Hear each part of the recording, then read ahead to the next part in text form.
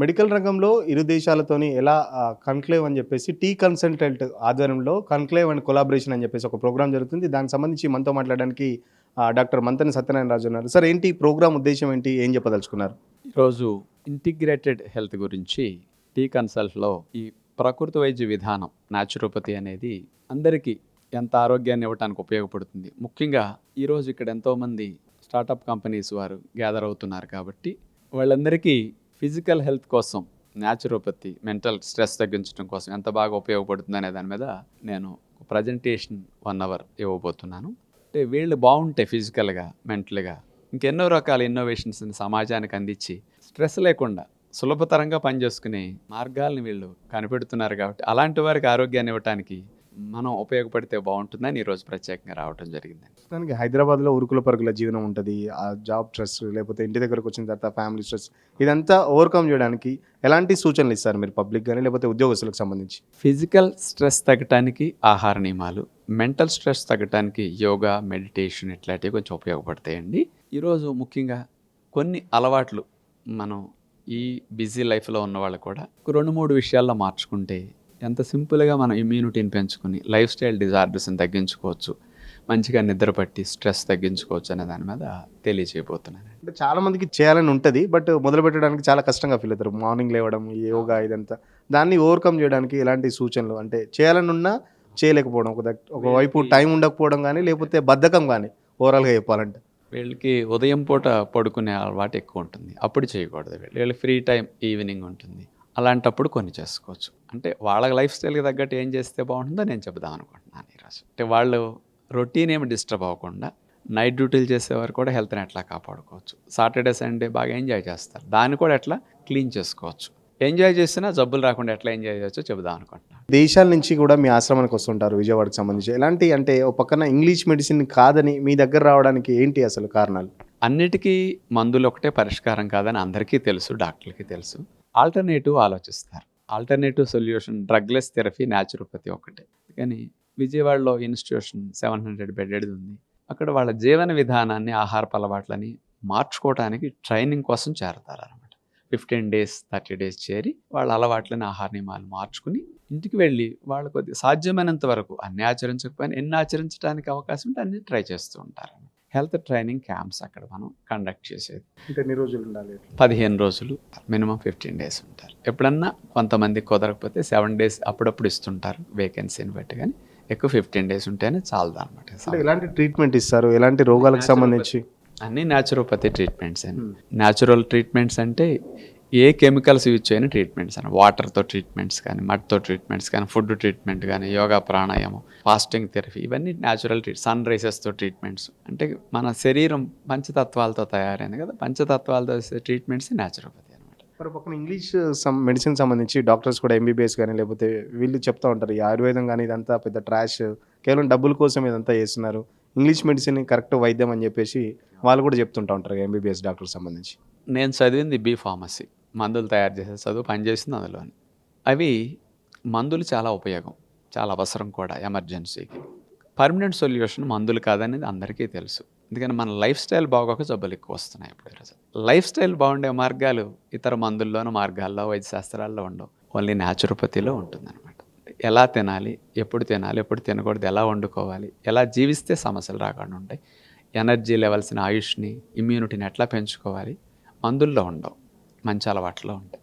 ఆ మంచి అలవాట్లు అందించే సైన్సే న్యాచురోపతి. ఫుడ్కి సంబంధించి కూడా దాదాపు అన్ని కల్తీ ఆహారం పదార్థాలే. సో ఆ కల్తీని కూడా అరికట్టడం కానీ లేకపోతే ఆ కల్తీ లేని ఫుడ్ని ఎంచుకోవడం కూడా ఎలా? అంటే అవన్నీ ఇప్పుడే మార్కెట్లో అట్లాంటివి కూడా ఆర్గానిక్ ఫుడ్స్ ఎక్కువ దొరుకుతున్నాయి. గవర్నమెంట్ కూడా ప్రకృతి వ్యవసాయం, న్యాచురల్ ఫార్మింగ్ అని కూడా ఎంకరేజ్ చేస్తున్నారు. రాబోయే రోజులు ఇంకా మంచి ఆహారాలు ఎక్కువ వస్తాయి. ఇప్పుడు ప్రస్తుతం దొరుకుతున్నాయి, అందరికీ లేకపోయినా కాస్త డబ్బులు ఎక్కువైనా ఉన్నవారు తీసుకుంటున్నారు. బాడీ కొంత కెమికల్స్ దోషం ఉన్నా కూడా కొంచెం మనం కొన్ని మంచి అలవాట్లు ఫాలో అయితే ఆ ఎరువులు, పురుగు మందులు కూడా శరీరం క్లీన్ చేసుకునే మెకానిజం లోపల ఉంది, అది మనం ఉపయోగించుకోవట్లేదు. ధన్యవాదాలు. టీ కన్సల్టెంట్ ఆధ్వర్యంలో హెల్త్ ఇండస్ట్రీకి సంబంధించి ఒక టీ హబ్లో ఒక మీటింగ్ పెట్టుకున్నారు. దానికి సంబంధించి నిర్వాహకులు వి ప్రకాష్ ఉన్నారు మనతో మాట్లాడడానికి. సార్ ఏంటి టీ కన్సల్టెంట్ ఉద్దేశం ఏంటి? ఈరోజు మీటింగ్ ఉద్దేశం ఏంటి? తెలంగాణ ఉద్యమ కాలంలో టీటా తెలంగాణ ఐటీ అసోసియేషన్ అనేది నేను, సందీప్ కుమార్ మక్తాల గారు కలిసి ప్రారంభించాము. నేను ఐటీ కాదు కాబట్టి దానికి హానరీ ప్రెసిడెంట్గా ఉన్నాను. సందీప్ మక్తాల ప్రెసిడెంట్గా ఉండే. దాన్నే ఇప్పుడు ఏంటంటే చాలా రకాల కార్యక్రమాలు ఐటీ వాళ్ళని ఎంకరేజ్ చేయడానికి తీసుకోవడం జరిగింది. అందులో డిజితాన్ అని, హ్యాకథాన్స్ అని, దాన్ని ఇప్పుడు వరల్డ్ తెలుగు ఐటీ కౌన్సిల్ అని కూడా పెట్టాము. ఎందుకంటే విడిపోయిన తర్వాత 2 తెలుగు రాష్ట్రాల వాళ్ళతో కలిసి పెట్టాము. ఆ అనుభవంతోనే మనం ఏం చేసామంటే టీ హబ్‌లో ఒక 2000 ఇన్నోవేషన్ జరిగాయి గత 9 సంవత్సరాల కాలంలో.